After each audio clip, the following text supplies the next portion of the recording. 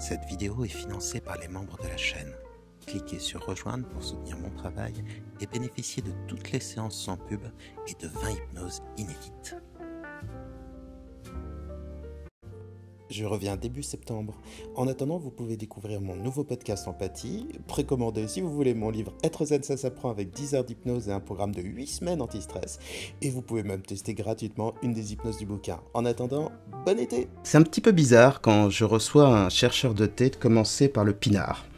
Ouais, le vin, parce qu'il paraît que les Français ont dans leur sang du vin et que leurs os sont faits de camembert. Je dis ça et en même temps c'est une caricature. Aimer la bouffe et la boisson, c'est peut-être valable pour tout le monde, c'est certainement très valable pour les Français, mais les Français ont évolué dans leur consommation. Ils s'ouvrent à de nouvelles manières de consommer, bio, local, équitable.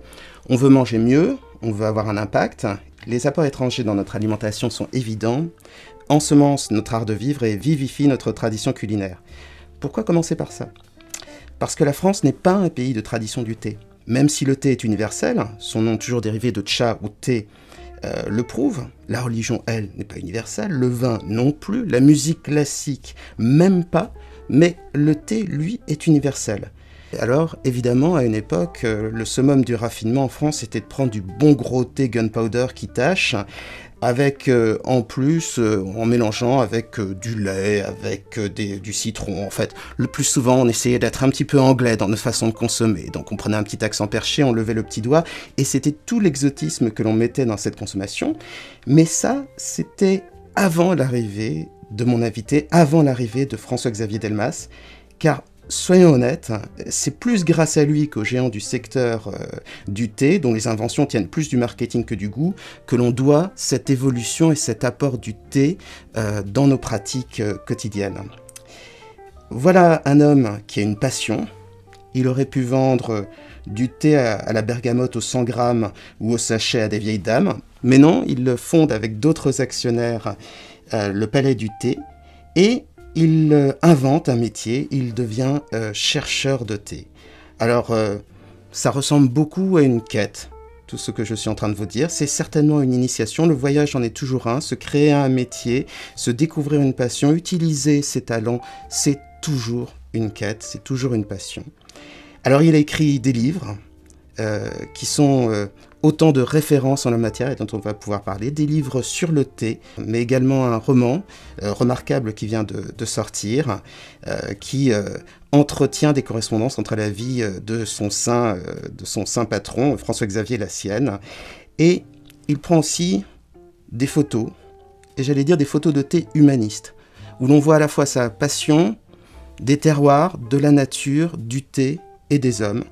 Et il a aussi créé l'école du thé pour transmettre d'une manière plus directe sa passion à ses équipes, mais aussi à ses clients. Et il faut le dire, sa passion devient plus contagieuse qu'un coronavirus. Alors, François-Xavier Delmas, aviez-vous un caractère si atypique qu'il a fallu créer un métier sur mesure ? Pourtant, d'habitude, journaliste, c'est pas mal, c'est un peu passe-partout, ça s'adapte à tous les goûts. Alors, pourquoi avez-vous dû créer, au bout d'un moment, votre propre métier ? Qui n'existait pas, hein, bien sûr. Ah, merci en tout cas pour tout ce que vous dites de très gentil. J'ai l'impression d'avoir fait beaucoup de choses par hasard, par accident. Bon, j'ai été nul à l'école, j'ai été fâché avec l'école. Donc ça, forcément, c'est quelque chose qui vous forme, puisque lorsque vous faites jamais l'affaire, lorsqu'il n'y a pas un seul prof, si le prof dans les toutes petites classes, la seule matière où j'avais des bonnes notes et où j'avais toujours 10 sur 10, c'était la lecture. Donc il y avait quand même un rapport à l'écrit, un rapport au verbe qui était important. Mais après, ça a été une calamité pendant toute ma scolarité. Donc, si vous ne rentrez pas dans les rails qui vous sont destinés, il faut les tracer. Et peut-être que le chemin est plus difficile et forcément plus original.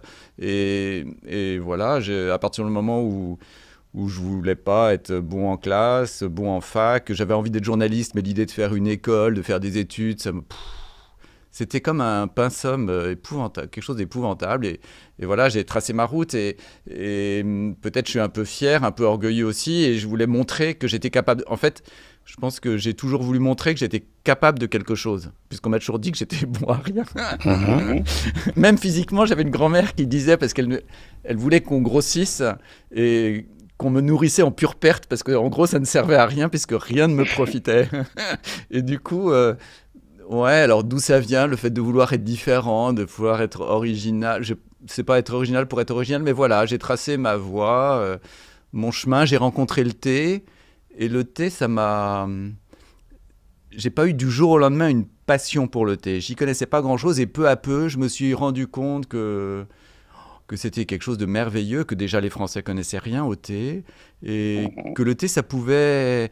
que c'était du voyage, que moi j'ai toujours été passionné par l'idée de rencontrer d'autres gens. Ça me plaît énormément. J'ai toujours été dissipé. Et en fait, c'est des choses qui vont bien ensemble. Pourquoi on est dissipé? Parce que son attention se déplace, va vers autre chose. À l'école, je regardais par la fenêtre, je regardais les oiseaux, les arbres. Et finalement, c'est mon métier. Je me suis fait un métier de regarder ailleurs et de regarder, de bavarder avec des gens. Et voilà, peu à peu, je me suis rendu dans les pays de thé pour aller à la rencontre des fermiers, comprendre qui ils étaient, ce qu'ils faisaient. C'est des gens différents, ils ont d'autres cultures, d'autres religions, d'autres langues, d'autres physiques. Et je trouve qu'on ne vit pas très longtemps sur cette planète. Et je trouve que c'est dommage de pas... Je trouve ça dommage de voir des gens qui vous ressemblent. Je trouve ça dommage de passer... Enfin, en même temps, chacun a sa vie, mais disons que voilà, notre petite planète, j'ai envie d'en voir un tout petit peu le temps de la vie, et ça me plaît d'aller rencontrer, et autant voir des gens différents qui pensent... Je trouve que c'est une richesse de rencontrer des gens qui pensent autre chose, et on vit dans un monde où on a plutôt envie, et on vous propose des opinions qui sont proches des vôtres, et voilà, ça, c'est pas mon chemin. J'ai l'impression que le thé, c'est un passeur pour tout, c'est-à-dire un passeur de culture, de langue, de rencontres, de nature. J'ai l'impression que votre monde s'est élargi d'un coup au travers du thé. Et c'est vrai que le thé est relié à plein de choses. Ce sont les moines, par exemple, qui en ont permis la dispersion. Donc il y a à l'origine une alliance entre la religion et le thé. Alors chez nous, c'est la vigne et le vin. Là-bas, c'est le thé en Asie. Il y a le lien, par exemple, avec l'art de la céramique, qui est quelque chose d'absolument magnifique, que ce soit au Japon ou en Chine, par exemple. Et j'ai l'impression que pour vous, ça a été une sorte de, comment je pourrais dire, un catalyseur de curiosité. C'est vrai que le thé est à la rencontre de beaucoup... En fait, peut-être justement ce qui me passionne énormément dans mon métier, c'est de m'être rendu compte que le thé est d'une richesse absolument incroyable, et que nous, on en était à aller boire notre thé à l'anglaise et à pas connaître, ou en tout cas être embarrassé de clichés. Et je pense que l'histoire de Palais d'été, c'est juste l'histoire d'essayer de débarrasser le thé de ses clichés pour proposer le thé tel qu'il est. Et c'est pas une boisson coloniale, c'est pas un truc d'herboriste. C'était souvent vendu de façon un peu particulière. Oui, le thé, il est passionnant. Alors, vous parliez de la religion. Moi, je dirais que le thé était très lié dès le début au savoir. Et il se trouve que le savoir était dans les monastères. Mais pourquoi est-ce que les moines en Chine, il y a 2 ou 3 millénaires, se sont intéressés beaucoup au thé? Parce que c'est grâce aux moines. En fait, le thé, ce sont les moines qui ont fait connaître le thé de monastère en monastère, de monastère chinois en monastère chinois, puis de monastère chinois en monastère coréen, puis en monastère japonais. Et la raison en était que, d'après eux, le thé avait cette capacité de maintenir l'esprit en éveil. Et en fait, c'est cette propriété-là du thé qui a fait sa popularité. Et les moines, qui étaient les monastères, qui étaient des lieux de culture, des lieux de l'écrit, des lieux où on apprenait, les lieux du savoir, pour eux, le thé était une boisson très intéressante de ce point de vue. Donc c'est vraiment une boisson de lettrés. Et ce qui est assez drôle, c'est qu'on vit aujourd'hui dans un monde où les gens sont complètement flippés à l'idée de ne pas dormir, d'avoir de la caféine, de se dire « Oh là là, si je bois du thé après 17h, pour tout le monde c'est 17h. Personne ne vous dit après 16h ou après 18h, alors que tout le monde ne se couche pas. » Pourtant, il y a le 5 o'clock tea, donc il faudrait croire que c'est légal. Comme si c'était leur limite et qu'après c'était couvre-feu et que le thé était interdit. Et ce qui est un peu un contresens, parce que l'idée originelle, justement, c'était que le thé vous permettait d'avoir une activité intellectuelle, et aujourd'hui on a la trouille d'avoir l'esprit stimulé et tout de suite on pense oh là là, je vais pas dormir, au lieu de se dire mais c'est merveilleux, je vais ouvrir un livre et je vais lire. Et ça, Peut-être ça m'a plu énormément. Peut-être que l'écriture, c'est quelque chose, l'écrit, ça m'a toujours plu. Et le fait que le thé ait ce lien-là à l'écriture et au savoir. Ah, moi, je suis pas commerçant dans l'âme. Tout ce que j'ai fait, je l'ai fait un peu par. Alors, je sais pas comment ça s'appelle, par accident, par chance, je sais pas. Mais en tout cas, si j'avais décidé, j'ai pas décidé, j'ai pas prévu que le thé allait me passionner, etc. Mais en fait, c'est absolument, c'est un monde merveilleux, le thé. C'est du moment qu'on reste dans un domaine de qualité, qu'on fait pas de la culture intensive, qu'on va pas foutre des pesticides à donf dans les champs, etc. Il y a des tas de sujets de vigilance, mais en fait, j'ai rencontré quelque chose qui me correspondait complètement. Et ce qui est rigolo dans ma vie, c'est que j'ai voulu être journaliste pour qu'il y ait des passerelles entre les gens, pour aller interviewer. La radio, c'est quelque chose qui me passionnait et que j'aime toujours énormément. Et c'était l'idée d'interroger des gens. Et j'adorais les interviews la nuit que j'entendais quand j'étais ado. Et j'avais envie de faire ce métier-là. Une sorte d'intimité. Ouais, je trouvais ça fascinant. Et finalement, en fait, c'est comme si j'étais tombé dans un métier et je l'avais modifié un peu. Je l'avais exercé d'une certaine manière qui corresponde à ce que je voulais faire via un autre métier. Et d'où le fait de chercheur de thé, d'où le fait de transmettre. Et du coup, oui, je me suis créé un métier qui me correspond.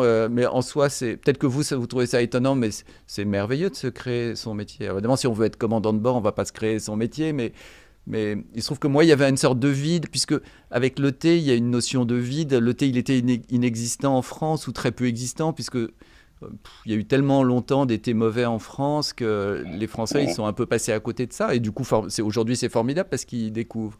Et j'ai meublé une sorte de vide et je me suis retrouvé heureux de tracer un chemin et qui me va, qui me correspond. Et puis j'ai toujours croisé, c'est comme les petites pierres blanches du Petit Poucet. C'est drôle d'après de se rendre compte qu'il y avait ce personnage de Saint-François-Xavier qui venait du Pays Basque, et or, par mon père, je suis à moitié basque, et de voir que j'arrive dans des plantations au fin fond du Japon, et il y a des statues de Saint-François-Xavier parce qu'il est venu à cet endroit-là. Des petits clins d'œil rigolos, à part... voilà, donc... Je fais mon chemin et le thé, il se trouve, et j'ai découvert au fur et à mesure, en fait, ma vie professionnelle, ça a été, j'imagine, comme des gens qui découvrent les pyramides et qui rentrent dans une salle, et une fois dans la salle, c'est déjà absolument merveilleux, mais ils n'ont pas l'idée que derrière, il y aura encore une autre chambre, et puis encore dans cette autre chambre une autre, et moi j'ai passé ma vie à aller ouvrir et découvrir que derrière ça, il y a encore une autre chambre, une autre chose. Et en fait, une vie ne suffit pas à comprendre le thé, ça j'en ai la conviction, pas plus qu'une vie suffirait à comprendre le vin. Je pense que si on s'intéresse à tous les aspects organoleptiques, les aspects chimiques, les aspects humains, les aspects de dégustation, c'est absolument sans fin. Les conséquences du terroir, du sol, du cépage, etc., sur telle manière de façonner la feuille dans le cas du thé, le grain dans le cas du vin, tout ça, c'est sans fin. Et ça, c'est quand même quelque chose d'assez merveilleux. Je pense que j'ai une chance absolument incroyable parce que j'ai rencontré dans ma vie des gens passionnés par leur métier, qui souvent ont fait des études extrêmement longues. Vous pensez à un chirurgien ou à un commandant de bord. C'est des gens qui ont fait des très grandes études. Leur métier, ça les a fait rêver. Et parfois, au bout de 30 ans d'exercice de leur métier, il y a une petite usure. Ils ne s'y retrouvent plus tout à fait par rapport à leur enthousiasme initial. Et moi, j'ai eu cette chance absolument incroyable d'avoir exactement le chemin inverse, d'avoir pas traîné les pieds, mais d'être venu par hasard dans une histoire. Et plus j'ai été dedans, et plus elle m'a passionné. Ça... c'est merveilleux. Vous disiez... Oui, ça c'est vrai. C'est une vraie chance de faire ce qu'on aime. Et vous parlez de ce côté chercheur de thé, mais en même temps, vous êtes un entrepreneur et en même temps, vous êtes aussi un commerçant parce que il y a aussi quelque chose de très épuré, de très adroit dans votre manière de communiquer au travers du merchandising, au travers des boutiques du Palais du Thé. Pour moi, les boutiques du Palais du Thé, c'était 20 ans avant l'équivalent des Apple Store pour le thé. Il y a quelque chose de vraiment de très, très agréable à flâner dans une de vos boutiques boutique. Vous formez énormément vos employés pour qu'ils transmettent votre passion et que ce soit des gens passionnés. Vous écrivez beaucoup, il y a un blog, il y a Bruit de Palais qui est un magazine qui est peuplé de vos photos. Il y a une vraie réflexion marketing au service de votre passion, je vous le concède évidemment, mais vous êtes un vrai entrepreneur et vous êtes un vrai marketeur. Ou je dis une bêtise, vous avez quelqu'un qui le fait à votre place?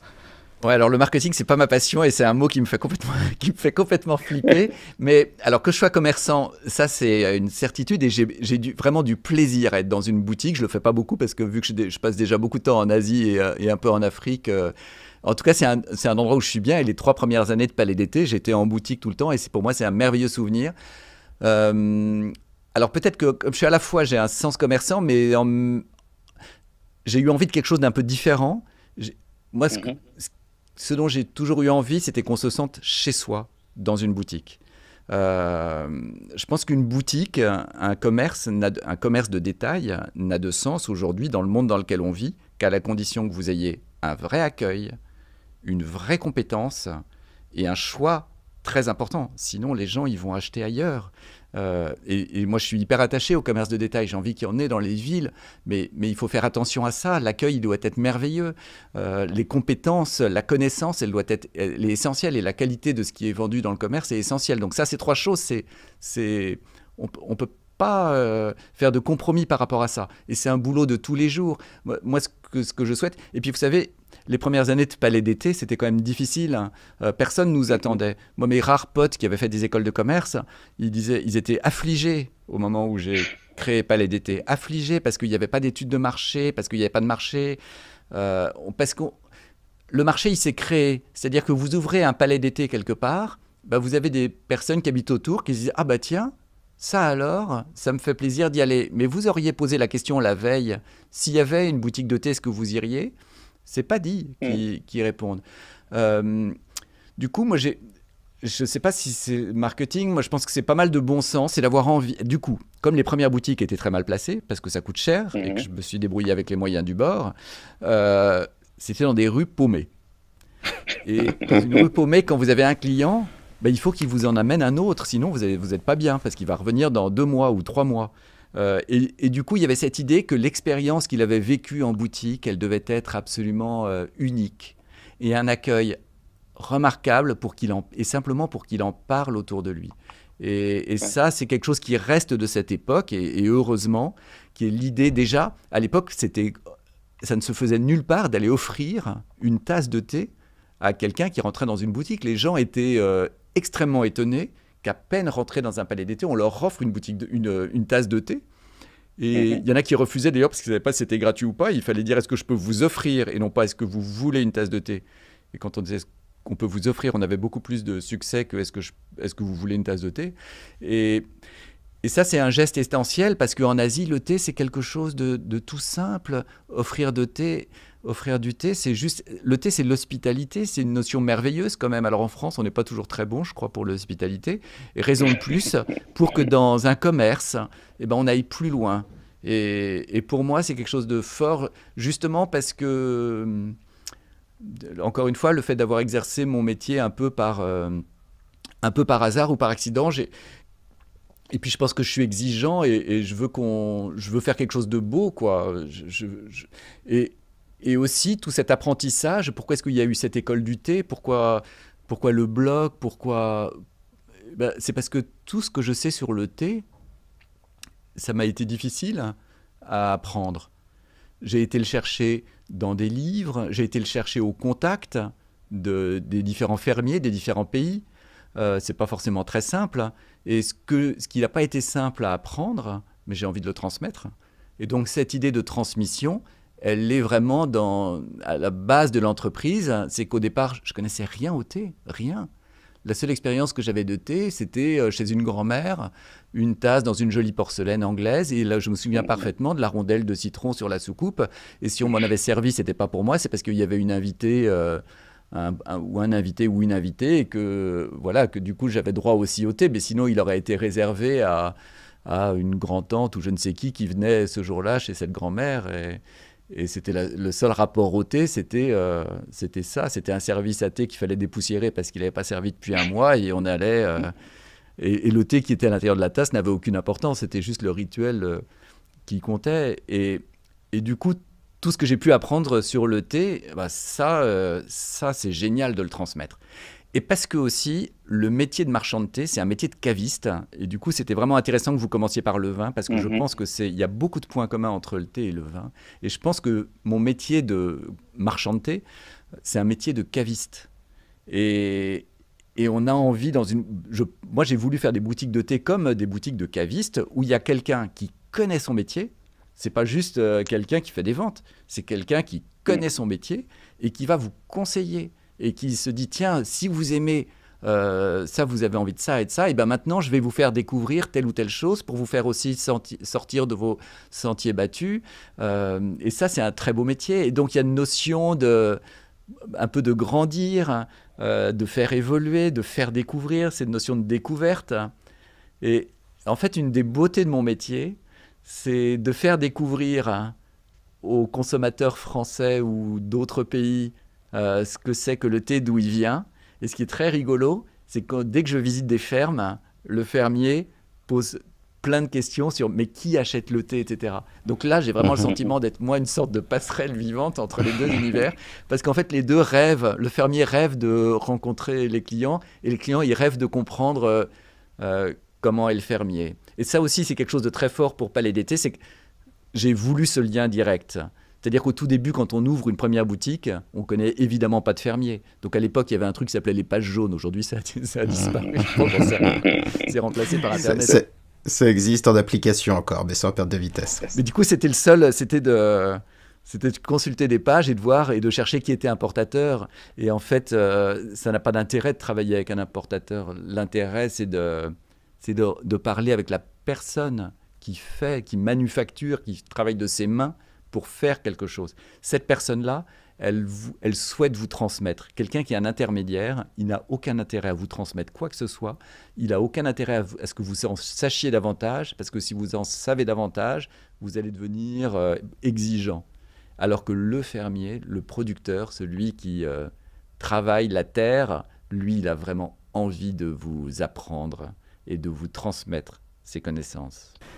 J'ai l'impression que c'est réciproque parce que vous avez aussi un impact, il me semble, sur les fermiers, que vous poussez à améliorer leur récolte, améliorer leur manière de récolter le thé, de se diriger vers des pratiques plus sages, plus écologiques, finalement les pratiques qu'on avait avant, pour utiliser moins de pesticides, pour finalement avoir un thé de qualité a besoin d'être bien traité et de ne pas être traité d'une manière industrielle, sauf au Japon où eux arrivent à le faire. Est-ce que maintenant, le Palais du thé et ou le nombre de personnes que vous avez rencontrées vous ont permis finalement aussi de changer d'une manière plus large la manière qu'on a de produire le thé? Est-ce que vous avez l'impression, grâce à vos boutiques, grâce à vos rencontres, de changer aussi la manière de faire des fermiers?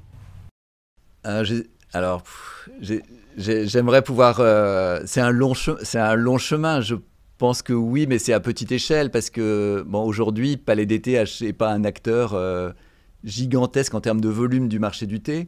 Et ce que je suis heureux de faire, c'est de permettre à des fermiers qui sont perchés en haut de leur montagne, qui n'ont pas forcément des très grands domaines, de pouvoir vivre de leur récolte et de bien vivre de leur récolte. Donc quand on achète du thé, on va plutôt les favoriser et leur dire faites des très beaux thés et Palais d'été sera toujours là dès que vous avez fait un très beau thé. Et un très beau thé peut valoir 100 fois plus cher qu'un thé de base. Donc pour un producteur, j'ai pas forcément besoin de lui apprendre parce que peut-être il sait le faire. Mais je vais essayer de faire en sorte que quelqu'un qui fait un très beau thé, de l'encourager à ça et de lui permettre de le vendre facilement alors que peut-être qu'il sait les faire, qu'il a aucun débouché, et de lui permettre de vivre et de vivre mieux et que ça fasse tache d'huile. Donc oui, Alors, il y a des pays où c'est flagrant. Je pense au Népal, par exemple, où oui, je pense qu'il y a un vrai effet très important. Et qu'aujourd'hui, ce qui me fait très plaisir, c'est qu'il y a plein de jeunes qui montent des coopératives au Népal. Des gars qui, chez nous, seraient dans l'IT avec des portables et tout. Eux, ils se disent génial, on va aller faire du thé. Et ça c'est formidable parce qu'on voit des personnes nouvelles, mais vraiment des gamins qui se disent génial, on va aller bâtir une coopérative, on va acheter des feuilles de thé aux fermiers aux alentours et on va travailler eux ils sont passionnés par le fait de la travail de la feuille de thé. Donc oui, là il y a un vrai effet mais tant mieux, j'espère. Et même au Japon, quand on achète des thés incroyables, les fermiers japonais sont extrêmement étonnés que ce type de thé soit apprécié à son juste prix à l'extérieur du Japon, parce que souvent un Japonais va penser que seul un Japonais est à même de comprendre quelque chose de très très beau et qui est né sur le sol japonais. Donc c'est un long chemin. Je pense qu'on peut faire mieux. Par chance, Palais d'été aujourd'hui, il y a beaucoup de boutiques, donc on a une force qu'on n'avait pas du tout au début. Donc moi, ce que je trouve extrêmement réjouissant, c'est qu'aujourd'hui, on a les moyens d'être beau, entre guillemets. On a les moyens de faire des choses qui sont belles et on aura encore davantage de moyens dans les années à venir parce que l'entreprise est saine. Et ça, je trouve ça extrêmement réjouissant parce que je sais que Palais d'été peut avoir une action positive sur les personnes là-bas et de faire en sorte que des gens qui travaillent bien, qui travaillent avec la main, le travail de la main, c'est quand même quelque chose de très important, qui puissent bien en vivre, ça c'est essentiel. Et tant mieux si on a déjà réalisé, mais on a devant nous un grand chemin dans ce domaine. Je crois que vous avez pris un petit peu de distance par rapport à la gestion du palais du thé. Ces dernières années, vous êtes allé dans plein de nouveaux pays, comme le Kenya par exemple, où il y a des thés intéressants. Donc on s'imagine toujours que le thé se limite à l'Asie, mais il ne faut pas oublier que c'est un camélia. Il y a la dame au camélia, vous êtes l'homme au Camellia sinensis. Et donc vous êtes allé un petit peu partout dans le monde. Moi je me souviens d'ailleurs d'un thé assez extraordinaire que j'avais bu, c'est un thé des Açores. Alors, les Açores n'ont pas que l'anticyclone, ils ont aussi du thé. Et c'était un thé d'une fraîcheur, peut-être pas très complexe, mais merveilleux à boire. Vous avez écrit un roman, vous en aviez déjà écrit un pour la jeunesse, que je n'ai malheureusement pas pu lire parce qu'on ne le trouve plus, je suis désolé. Et est-ce que vous êtes encore dans un tournant de votre vie, ou tout simplement votre goût, votre envie de transmettre, votre curiosité? J'essaie de résumer finalement les traits que vous nous avez montrés au fur et à mesure de la conversation. Est-ce que c'est ça qui vous pousse tout doucement à changer, ou vraiment là vous êtes en train de créer un nouveau tournant pour votre vie? J'ai envie de mener plusieurs vies, ce qui n'est pas simple tous les jours, parce que l'écriture pour moi c'est quelque chose d'important et le thé c'est ma vie, donc j'essaye juste de me concentrer sur l'essentiel et alors je dirais, c'est pas un tournant, il n'y a pas de virage parce que c'est pas ce que j'ai envie, c'est plutôt, vous savez, quand vous exercez un métier, il y a des choses que vous aimez beaucoup faire, hein, et il y a des choses que vous faites moins bien, mais d'autres personnes savent très très bien les faire et peut-être mieux que vous. Donc en fait, il faut juste une fois par an ou tous les plusieurs années se dire mais ça je le fais, est-ce que je suis heureux de le faire et est-ce que finalement il n'y a pas d'autres personnes autour de moi ou ailleurs qui feraient mieux que moi cette chose-là. Et c'est ça qui m'a poussé à moins m'occuper de la gestion de l'entreprise, parce que j'ai eu plaisir à le faire, mais je pense qu'il y a des personnes qui peuvent le faire avec encore plus de plaisir que moi et qui peuvent le faire encore mieux que moi, pour pouvoir me concentrer sur l'essentiel, passer davantage de temps à voyager, former aussi quelqu'un. Aujourd'hui, j'ai un chercheur de thé junior qui commence à faire ses propres voyages, et ça, je trouve ça génial justement de ne pas être le seul, de partager avec d'autres. Quand il a frappé à ma porte, il avait à peu près une vingtaine d'années, mais en fait, depuis quand il avait 15 ans, il était déjà client d'une boutique, de la boutique de Rennes. Et la boutique de Rennes m'avait signalé qu'ils en avaient un, comme ils n'en avaient pas tous les jours, et qui était passionné. Et le Léo en question, après, m'a demandé s'il pouvait travailler dans des plantations au Vietnam, au Népal ou quelque part. Vous savez, c'est assez à la mode de donner de son temps, comme faire des stages ou de passer ses vacances. Et j'ai dit, bah oui, bien sûr. Et après, quand il a décidé de ne pas reprendre ses études, et je lui ai dit, dans ces cas-là, si tu as vraiment décidé de ne pas reprendre tes études, tu viens travailler avec moi. Et maintenant, il commence à faire ses voyages. Et je trouve ça génial aussi de ne pas être là aussi, la transmission Et ça, je trouve ça merveilleux parce qu'il y a du boulot justement dans le thé. En fait, il y a beaucoup d'endroits intéressants à aller voir, et ce qui est non pas déchirant, mais il y a toujours une problématique qui est est-ce que je vais retrouver les gens que j'ai rencontrés et à qui j'ai dit mais je reviendrai bientôt, et puis 10 années ont passé, j'ai toujours pas retrouvé. Il y a tellement d'endroits, tellement de fermes, tellement de montagnes dans tellement de pays que c'est difficile de retrouver, revoir régulièrement. Et dans ce métier de chercheur de thé, il y a aussi une notion de découvreur. Et il faut aussi voir des nouveaux terroirs. Les Açores au Portugal, ça pourrait être un terroir. Sur le continent africain, il y a pas mal de pays où il faut inciter et aider des personnes. Vous avez cité tout à l'heure le Kenya, au Rwanda, au Burundi. Il y a pas mal de pays d'Afrique où on fabrique des très mauvais thés, mais parfois, vous avez à la tête de cette plantation quelqu'un qui se dit « mais moi, j'aimerais bien quand même avoir un petit atelier et essayer de faire des beaux thés ». Et ça, c'est génial. Et c'est ces personnes-là qu'il faut aller voir. Il y en a en Tanzanie aussi. Ces personnes-là, au Malawi, c'est absolument incroyable. Ces personnes-là qu'il faut voir, qu'il faut encourager. Encourager, ça veut dire quoi? Les rencontrer, leur acheter le thé et les aider à mettre au point, leur donner un retour un peu gustatif sur l'expérience, alors c'est un bien gros mot, organoleptique, ou l'expérience de dégustation, et parce qu'ils ont besoin d'échanger. Ils ont besoin de se dire, bon, là, est-ce que ce que je fais, c'est bien, pas bien, et de ne pas être juste tout seul à porter un point de vue sur leur production. En fait, il y a deux sortes de producteurs de thé. Il y a des gens, alors là, c'est en général très mal parti. Vous avez ceux, quand vous allez les voir, moi, ça m'est arrivé plein de fois, qui vous disent, mon thé, c'est le meilleur. Et là, c'est difficile parce que ça veut dire que la personne ne va rien apprendre. Si quelqu'un décide que son thé, c'est ce qu'il y a de mieux au monde, qu'est-ce que vous voulez faire? Et alors, vous lui dites au fait, parce que moi, je voyage toujours quand je vais voir un fermier ou un planteur, j'ai toujours plein de thé avec moi. Je lui dis, alors par exemple, si je suis au Sri Lanka, je vais lui dire, est-ce qu'on peut goûter ensemble, par exemple, un thé japonais ou un thé... Et non, c'est pas du thé, c'est le sien qui est le meilleur. Et là, la marge de progression, elle va être faible.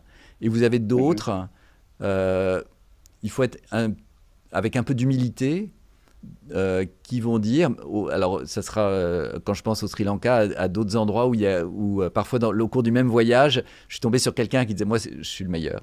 Vraiment, ça me fait vraiment plaisir et tu as bien fait de venir parce que je suis le meilleur.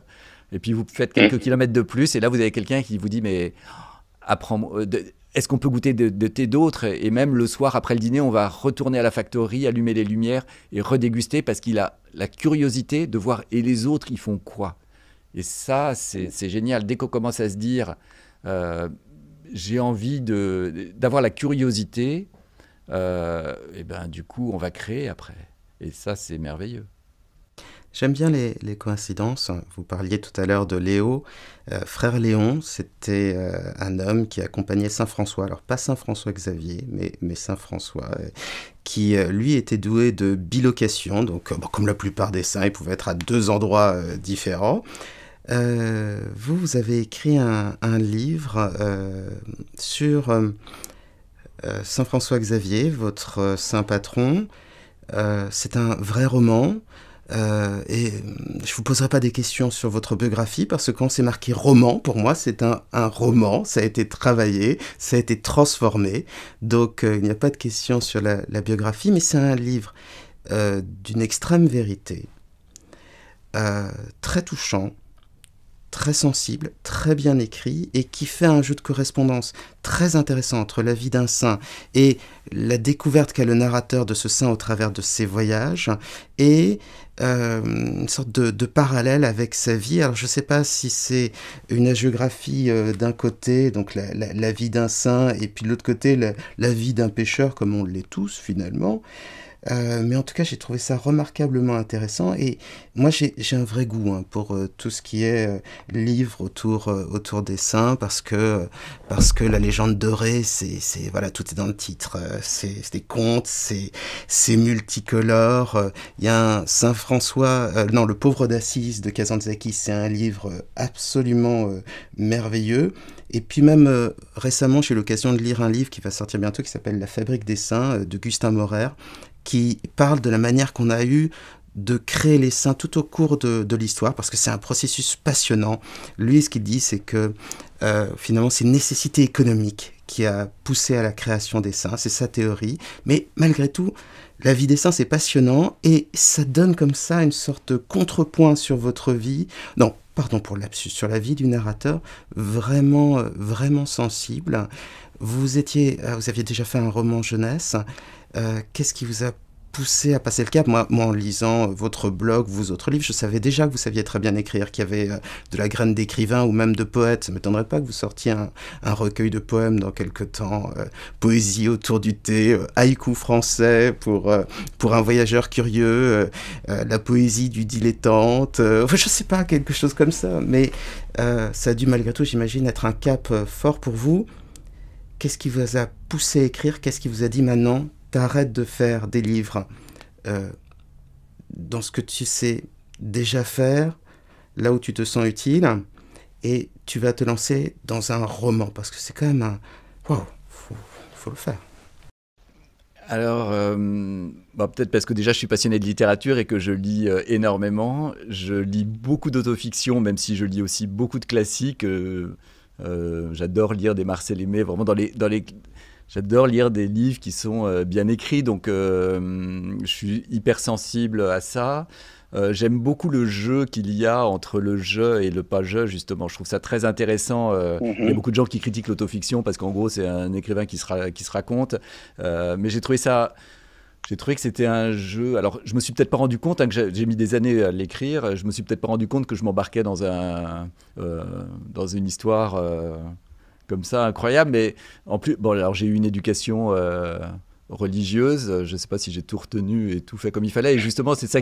En fait, ce qui est intéressant, c'est justement les écarts et les voyages, et puis une sorte de quête.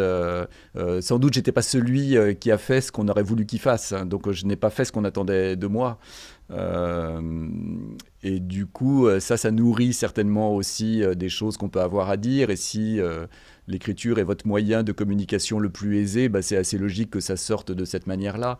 Et l'idée du saint, c'est quand même le modèle. Quand on est enfant dans une famille où la religion catholique a une certaine importance, il y a toujours cette idée de modèle. Et voilà. Et moi, n'étant pas, malgré le parcours que j'ai, que je trouve quand même pas mal, ne faisant pas l'affaire par rapport au schéma initial, ne remplissant pas le contrat initial, entre guillemets, je trouve que c'était intéressant d'écrire et de jouer avec ça, entre le modèle et celui qui n'est pas le modèle, et ce contraste, et de sortes de coq à l'âne et de saut perpétuel entre les deux. Je trouve que moi j'ai besoin que ça m'amuse aussi, et je pense que j'ai pris beaucoup de plaisir, même si le livre peut choquer par des moments violents, irrespectueux vis-à-vis de la religion parfois. Et pour moi, l'écriture, c'est une manière de vivre, c'est essentiel en tout cas. C'est pas le thé ou l'écriture, les choses vont de soi. La difficulté, c'est de trouver. On peut pas, il faut quand même des heures pour le sommeil, et donc c'est pas forcément de vivre toutes les vies qu'on voudrait, mais l'écriture, elle est essentielle. Et par chance, il se trouve que ce saint patron voyageait en Asie. En fait, ça a été aussi un des moments déclencheurs, c'était de me dire, tiens, c'est quand même rigolo.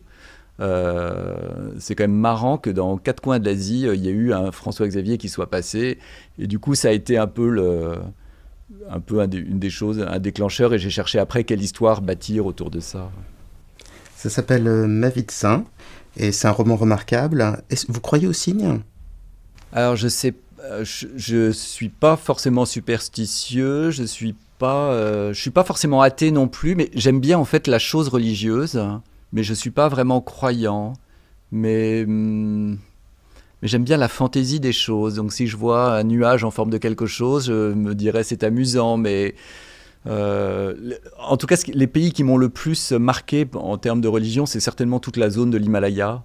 C'est certainement le bouddhisme, c'est certainement l'idée que le vent, je suis plus sensible en tout cas à la spiritualité qu'il y a dans ces régions-là. au vent qui transporte les prières. Vous savez, il y a les drapeaux qui claquent au vent et on écrit sur les drapeaux des mots, des prières, et le vent va les emmener vers les cieux. Et je suis très très sensible à ces choses-là. Donc c'est un peu curieux parce que je suis pas très croyant, mais ça m'émeut beaucoup. Et puis j'aime les odeurs. Vous savez, vous allez dans des temples ou des églises, etc. Et vous avez une architecture. Moi j'aime ce qui est beau. Vous avez une architecture, vous avez une odeur, une sensualité. Et ça, même les derviches tourneurs, c'est des choses absolument incroyables. Les chants, c'est des choses qui sont extrêmement émouvantes. Et puis on a besoin, je crois, beaucoup de personnes ont besoin de croire et de fêter aussi ça. Et je pense que l'écriture et le thé sont pas si éloignés en fait de toutes ces choses-là. Non, mais c'est vrai, vous êtes peut-être pas très croyant, mais il y a une vraie spiritualité dans votre recherche. Je le pense sincèrement. J'aime bien cette idée aussi des prières qui s'envolent par le vent. Les moines au Népal, au Tibet, croient aussi que les pensées peuvent voler sur le vent. C'est comme ça qu'ils appellent la télépathie. Alexandra David-Néel en parle dans ses livres. Je trouve ça absolument magnifique, plein de poésie. En tout cas, je ne sais pas si le thé est la preuve que Dieu existe, mais en tout cas, s'il l'a fait, chapeau, c'est quand même une belle création. Je voulais revenir quelques instants et vous poser une question qui, pour moi, me semble fondamentale. Alors, revenir quelques instants sur vos différents livres autour du thé, et puis vous poser une question vraiment la plus basique qui soit, mais j'aurais bien aimé y avoir une réponse. Donc, il y a plusieurs livres. Il y a L'amateur du thé, qui est sorti il y a un bout de temps, et qui est une référence où on apprend tout. Alors, c'est marqué pour l'amateur du thé. Alors, mais c'est pour l'amateur qui va apprendre beaucoup de choses, et qui, à la fin, sera peut-être pas érudit, mais commencera à bien connaître. Donc ça, c'est une référence. Vous avez publié plus récemment Tissomelier, que j'aime beaucoup.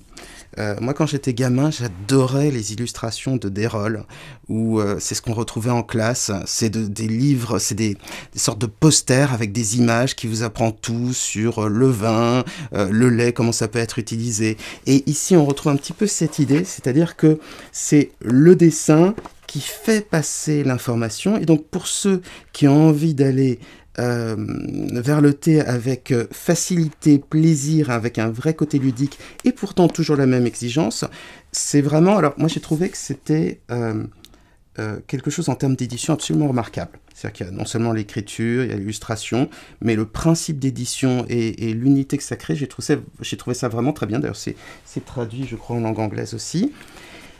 Quelque chose que... C'est traduit à Taïwan, en Corée, là ça va l'être en Thaïlande, en Russie, en Angleterre, donc ça c'est assez cool. Et quand même je l'ai coécrit, je ne suis pas le seul auteur, j'ai coécrit avec Mathias Minet, et avec Mathias on travaille tous les deux au Palais d'été et on mène ensemble une vie de thé, voilà. Il y a un dernier livre qui résume un petit peu la découverte que j'ai faite de vous, qui est sorti aussi récemment, ce qui s'appelle Chercheur de thé. C'est une sorte de flânerie autour des photos que vous avez prises autour de tous vos voyages dans tous les pays du monde, autour du thé, mais pas seulement, du thé, des hommes, la nature, et à chaque fois une description poétique qui nous fait un peu voyager dans votre monde intérieur. Et en finissant le livre, je l'ai lu de A à Z. C'est un livre qu'on peut picorer comme ça. Et à la fin du livre, j'ai découvert que ça avait été fait à partir de votre blog, et je me suis dit, ah oui, il y a vraiment un talent littéraire, un talent de photo, parce que si on prend l'essence d'un blog et qu'on arrive à en faire un livre qui est vraiment très plaisant à parcourir, c'est une autre porte d'entrée. C'est une porte d'entrée, j'allais dire, par l'essence vers le thé, au travers de votre vie aussi. Et bien c'est qu'il y a ce talent d'écriture, il n'était pas très loin. Voilà, je voulais parler un petit peu de ça, et puis surtout vous poser la question la plus basique. Je crois que tout le monde est d'accord pour dire qu'on reconnaît plus facilement un abruti qu'une personne intelligente. Reconnaître l'intelligence chez quelqu'un, c'est souvent une histoire de goût. En gros, on lui reconnaît ce que l'on aimerait avoir chez soi, donc souvent on se trompe quand on dit que quelqu'un est intelligent, parce qu'on projette quelque chose. Et pour moi, C'est un petit peu le risque dans le thé, c'est-à-dire de se limiter à sa propre subjectivité. J'adore les thés bleus à faible oxydation, je déteste le pu'er, je trouve que ça a une odeur de cheval qui se néglige, je déteste ça. Je vois que c'est intéressant, mais je n'aime pas ça. Et si je me laissais aller à ma subjectivité, je dirais, oh bah le pu'er, non, non, c'est pas bon ça, c'est vraiment... Les Chinois les gardent pour eux, mais qu'ils les gardent pour eux, c'est très très bien, moi j'ai pas envie de consommer ça. Même pour baisser le cholestérol, parce qu'il paraît que ça fait baisser le cholestérol, je sais pas si c'est vrai. Mais donc je voudrais vous poser une question, c'est comment sortir de la subjectivité pour savoir ce qu'est vraiment un bon thé. Voilà, si on enlève toutes les choses qui parasitent, le lait, le sucre, le citron, les arômes qu'on rajoute, alors sauf quand il s'agit du thé au lotus ou du thé au jasmin, parce que là c'est différent, il y a un savoir-faire et c'est une merveille. Mais qu'est-ce que c'est pour vous qu'un bon thé? Est-ce qu'il y a des critères objectifs?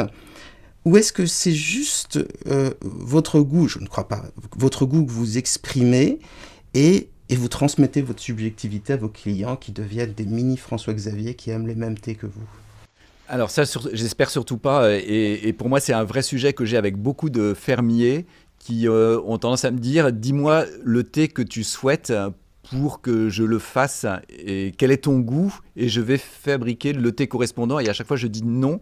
Je dis, ça n'est pas ça. Fais des thés extraordinaires et je serai là pour les acheter, mais je ne cherche pas à ce qu'on fasse le thé qui me plaise. Alors, pour répondre à votre question, qu'est-ce que c'est qu'un bon thé? Je pense que ça serait, on pourrait donner la même réponse pour quelque produit gastronomique que ce soit. C'est une harmonie en bouche. Donc une harmonie en bouche, qu'est-ce que c'est? Ça repose sur les trois sens qui sont concernés quand on a mis un aliment à l'intérieur de la bouche. C'est l'odorat, le toucher et le goût. Donc il faut que le goût c'est sucré, salé, acide, amer et une cinquième saveur qui s'appelle umami. L'odorat, tous les arômes et le toucher, à savoir l'astringence ou la non-astringence. Eh ben, qu'au moment de la dégustation, entre le moment où vous mettez le thé dans la bouche et le moment où vous l'avez avalé, que c'est que tous les sens qui affluent. Ça me fait penser à Correspondance, un peu de Baudelaire, se parlent entre eux et s'épousent et ce soit pas haché, que ce soit pas brutal, que ça raconte une vraie histoire et qu'ils soient utiles les uns aux autres. Et du coup, là, il n'y a pas tellement une histoire de... C'est pas très subjectif, en fait. C'est simplement... Et vous n'êtes pas dans la question... Quand vous dégustez un pu'er, vous ne dites pas, tiens, est-ce que c'est ma famille de thé préférée ou pas? Vous êtes juste... Alors, il faut connaître ses gammes. C'est un peu de la musique aussi. Il faut connaître ses gammes. Un pu'er, c'est quoi? Mais on pourrait dire la même chose avec un vin. On pourrait dire un champagne, il y a quoi comme saveur, il y a quoi comme odeur, et de se dire, bon, il y a quand même au départ, quelque chose qu'on doit connaître. Par exemple, un pu'er, il doit y avoir une certaine note de moisissure qui, elle, serait totalement inacceptable sur un autre thé. Donc, il faut parfaitement connaître ses gammes, parfaitement savoir ce qu'il y existe dans chacune des familles de thé, et à partir de là, rechercher l'harmonie. C'est juste un travail harmonieux en bouche. Si vous avez une astringence qui est très forte, avec un bouquet aromatique faible, bah, ça ne va pas être très harmonieux parce que vous allez la sentir. Mais si vous avez sur un Oriental Beauty Taïwan, vous allez avoir un bouquet absolument incroyable et une astringence. Mais l'astringence, elle va vous porter tous ces arômes et elle va donner une longueur en bouche incroyable. Et du coup, elle est utile. Et on ne peut pas dire en soi, par exemple, que l'amertume, c'est une qualité ou c'est un défaut. C'est un dosage dans un moment donné, d'où l'importance aussi d'infuser le thé correctement. Parce que sinon, vous allez flinguer votre dégustation. Si pour un thé fragile, vous prenez un gyokuro japonais, si vous le faites à 80 degrés, c'est mort, ça ne sert à rien. Donc il faut aussi, plus vous allez acheter un très beau thé, plus il faut faire attention à la façon dont on le prépare. Et il faut simplement que l'amertume... qui est fréquente dans pas mal de thés, soit délicate si les parfums sont délicats. S'il y a plus d'opulence, elle peut être un peu plus forte. Et vraiment, on est dans l'harmonie et c'est quand même un bonheur incroyable de dire que son boulot, c'est détecteur. Vous voyez, je peux lui donner plein de noms à mon métier, mais c'est détecteur d'harmonie, mais quelqu'un qui goûte le vin, quelqu'un qui goûte un autre... La littérature. Voilà, je crois que c'est le même travail. Et après, il y a les thés qu'on aime et qu'on n'aime pas, et c'est une autre histoire. Et forcément, si on déguste un thé pour le plaisir, on est un petit peu moins dans l'analyse. Et c'est bien parce que vous m'avez pas demandé mon thé préféré, et c'est toujours la question qui me fout la trouille parce qu'en fait, je bois plein de thés différents dans une journée, et justement, je trouve que c'est le bonheur du thé. Pour moi, le bonheur du thé, c'est le moment où vous vous dites que vous allez vous préparer du thé et que vous avez différentes boîtes chez vous et que vous soulevez les couvercles et vous vous dites, voilà, aujourd'hui, à cette saison, à cette heure-ci, avec tel ou tel, lequel me donne, selon mon humeur, quel est le thé qui conviendrait. Et de se demander quel est le thé qui conviendrait au moment, pour moi, c'est... Et j'ai un vrai plaisir à la préparation du thé. C'est pas du temps perdu, c'est ce calme-là, cette pause-là, de se préparer au thé qui convient. Ah là, c'est merveilleux. du bonheur.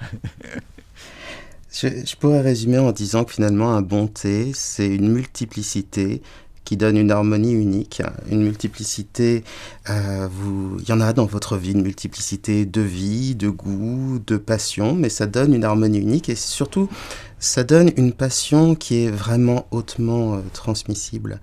Et avant encore, je ne sais pas, 30 ans, pour moi, il y avait thé noir, thé vert, et ça se limitait à ça. Donc pour moi, maintenant, il y a thé noir, thé blanc, thé jaune, puer, les thés japonais. Avant, je pensais qu'il n'y avait que Ceylan et que la Chine, en gros, il y avait à peu près ça. Et c'est formidable de grandir en goût dans quelque chose comme le thé qui ne donne pas de cirrhose du foie. C'est quand même assez génial, juste des taches jaunes sur les dents. Et je vous remercie parce que cette passion, j'ai pu l'acquérir aussi au contact de vos vendeurs. Et c'est vraiment une chance. Au Japon, on sait ce que c'est que l'art de vivre. Il y a la cérémonie du thé. Et je crois que c'est un petit peu de ça que vous nous transmettez. D'ailleurs, après, la prochaine émission sera consacrée à une hypnose méditation autour de la consommation du thé. Alors, ce ne sera pas quelque chose d'aussi précis et sophistiqué, mais le but, ce sera d'apprendre à se concentrer totalement sur l'instant pour vivre un pur moment de bonheur et de sérénité et de partage éventuellement. Parce que c'est vrai que quand on apprécie un thé, finalement, on est déjà dans une spiritualité, on est déjà dans une méditation, on touche déjà à quelque chose de beau. C'est valable du thé, c'est valable de c'est valable aussi avec la littérature, c'est valable avec la musique, c'est valable avec plein de choses, mais le thé en fait partie. Et c'est pas parce que ce sont d'abord le nez et la bouche qui sont convoqués et pas les yeux, mais les yeux ça compte aussi, que ça en devient un art mineur. Donc merci beaucoup pour cette passion que vous nous partagez. Là maintenant j'aimerais vous partager une de mes petites passions, c'est le questionnaire de Proust. Il y a un terme que j'aime beaucoup, c'est un anglicisme, c'est la sérépendité. C'est l'idée que la créativité, le changement naît de la rencontre entre une subjectivité et le hasard.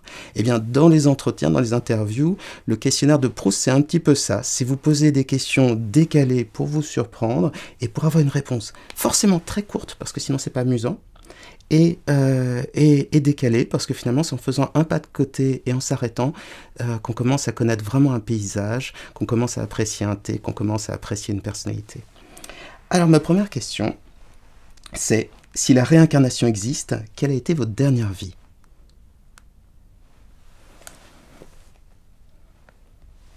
Un yéti au Népal. Les migous, comme on les appelle aussi. Très bien. Les Bigfoot sur le continent américain. Parce qu'ils existent. Si Dieu existe, et si Dieu fait du sur-mesure, à quoi ressemblera votre paradis et à quoi ressemblera votre enfer ?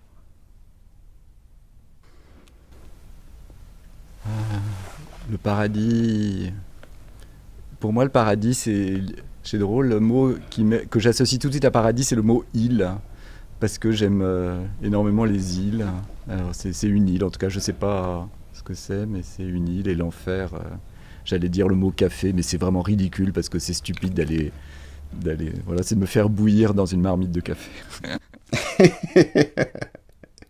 Alors, c'est une référence à la pop culture, au film Matrix, je ne sais pas si vous l'avez vu.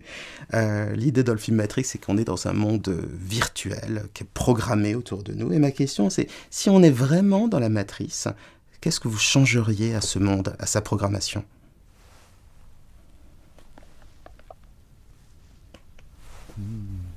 Je ne sais pas ce que j'y changerais, mais j'aurais envie d'un petit grain de sable quelque part pour qu'on pense autrement que comme on a prévu de nous faire penser. Quel est le dicton ou la citation que vous répétez le plus souvent?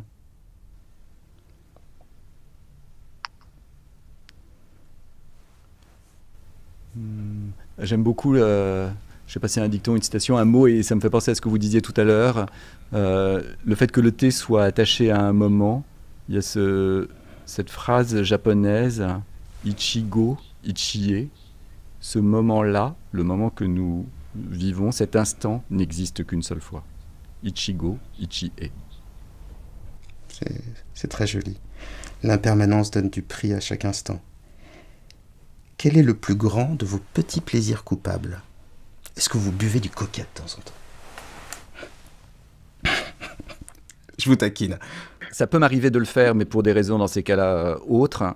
Et je ne le fais pas par plaisir, mais pour des raisons sanitaires. C'est quand vous voyagez dans des pays et que vous avez un petit souci et qu'il faut se réhydrater. Les médecins vous disent, voilà, il faut boire des boissons sucrées en cas de réhydratation quand vous êtes au fin fond et que tout ne fonctionne pas tout à fait comme ça doit fonctionner. Donc ça, c'est le seul cas que je fais du coca. Non, ça serait... je déteste la junk food. Il y a 2 exceptions. Quand je suis au Japon, il y a des petites barres en chocolat qui sont avec du matcha. Genre, je crois que je ne sais plus la marque, je ne sais plus c'est KitKat ou autre. Mais je trouve ça rigolo parce que c'est fait avec du thé vert japonais. Et à chaque fois, ça me fait sourire hein, et ça m'amuse. Hein, alors que d'habitude, je déteste tout ce qui est industriel. Je passe mon temps à aller... j'adore cuisiner moi-même, aller acheter des bonnes matières premières. J'ai aucune envie de quoi que ce soit de préparer. Mais voilà, c'est le seul... Ou certaines fois, un carré de chocolat blanc. Parce que là aussi, le thé vert japonais convient assez bien. Alors que d'habitude, je vais toujours déguster des chocolats noirs. Voilà. La glace au thé matcha, quand le thé matcha est bon, je crois que c'est une des manières les plus délicieuses de déguster le thé. Ça, si vous allez au Japon, si vous trouvez quelqu'un qui sait faire ça, ou si vous le faites vous-même, ça vaut le coup. Quelle est la situation dans laquelle vous vous sentez le plus obligé de faire semblant?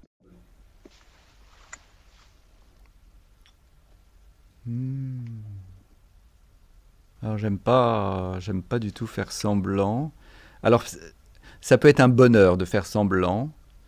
Alors c'est drôle parce qu'à chaque réponse on retourne au Japon. J'aime énormément la politesse japonaise. Et est-ce que c'est un art? Alors je ne sais pas si c'est un art du semblant, mais ça je trouve ça merveilleux. Le niveau de bien-être qu'on a au Japon parce que tout le monde fait semblant que ce soit bien.